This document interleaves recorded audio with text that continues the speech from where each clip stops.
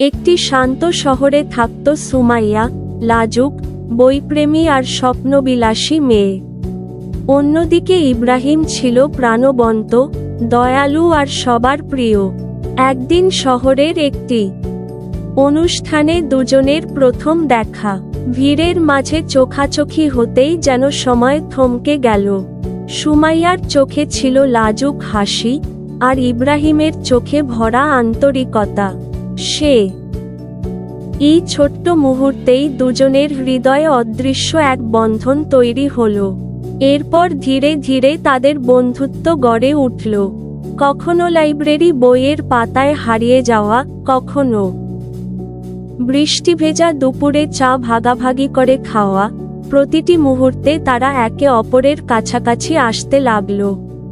ইব্রাহিম সবসময় বলতো, তুমি আমার জীবনের সবচেয়ে সুন্দর অধ্যায়। আর সুমাইয়া মৃদু হেসে উত্তর দিত, তুমি আমার স্বপ্নের সবচেয়ে সত্য অংশ।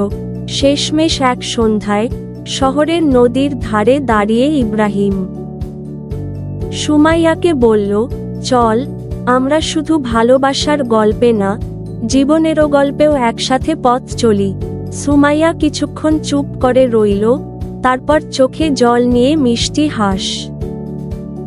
হ্রস্ব-ই কার দিয়ে মাথা নাড়ল। সেই মুহূর্তে সূর্যাস্তের আকাশ যেন তাদের ভালোবাসার সাক্ষী হয়ে রইল।